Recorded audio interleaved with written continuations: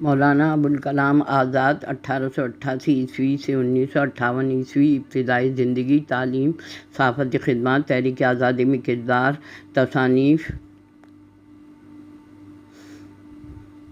طرز تحریر کی خصوصیات۔ مولانا ابوالکلام محی الدین احمد آزاد برصغیر کے ایک جید عالم، مفسر قرآن، صحافی، سیاستدان اور آزادی ہند کے عظیم رہنما تھے۔ وہ تحریک خلافت، تحریک آزادی اور تقسیم ہند کے دوران ایک نمایاں شخصیت کے طور پر ابھرے۔ ابتدائی زندگی اور تعلیم۔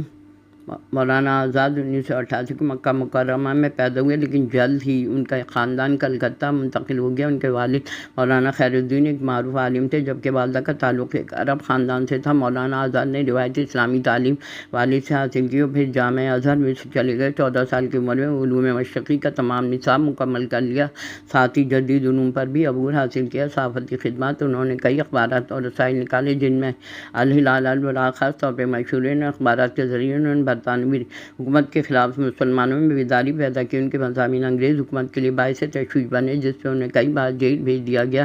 تحریک آزادی میں کردار۔ مولانا آزاد 1920 میں مہاتما گاندھی کی قیادت میں چلنے والے عدم تعاون تحریک میں شامل ہوئے اور کانگریس کے اہم رہنما میں شمار ہونے لگے۔ 1923 میں انڈین نیشنل کانگریس کے سب سے کم عمر صدر بنے۔ مسلسل اس کے صدر رہے۔ وہ ایک متحدہ ہندوستان کے حامی رہے اور تقسیم کے سخت مخالف تھے، لیکن بالآخر 1947 میں ہندوستان اور پاکستان کی علیحدگی کو قبول کرنا پڑا۔ سیاسی طور پر وہ آل انڈیا کانگریس کے ہم نوا تھے، لیکن دل میں مسلمانوں کو درد تھا۔ انہوں نے بڑا حصہ زندگی کا وہیں گزارا۔ کے بعد مولانا آزاد ہندوستان کے پہلے وزیر تعلیم بنے۔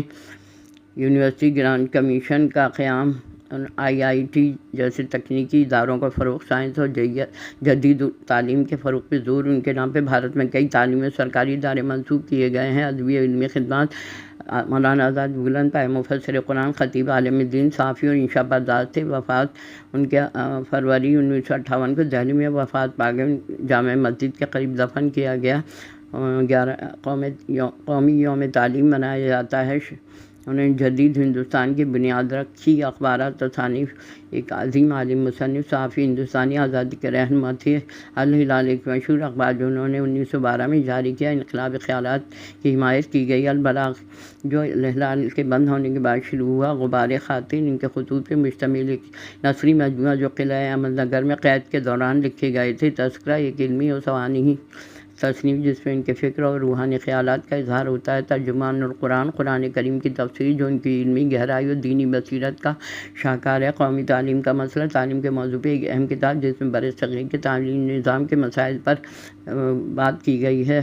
انہوں نے انگریزی میں ایک کتاب لکھی، البیرون، جغرافیہ عالم، قرآن کا قانون، عروج و زوال، اصحاب کہف، یاجوج ماجوج، مسلمان عورت، حقیقت صلاحت، صدائے حق، مسلمان عورت، آزادی ہند، مسئلہ خلافت، خطبات آزاد، مضامین آزاد وغیرہ۔ یہ مولانا ابوالکلام آزاد کی طرز تحریر۔ ان کا طرز تحریر نہایت شاندار، علمی، بلیغ اور خطیبانہ انداز کامل تھا۔ ان کی تحریروں میں گہرے فکری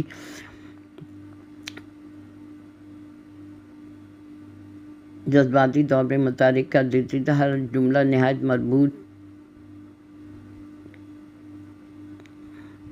فارسی اور عربی کے مستند الفاظ و محاورات کا خوبصورت امتزاج ان کی تحریر کو خاص بناتا ہے۔ قرآن اور دینی رنگ۔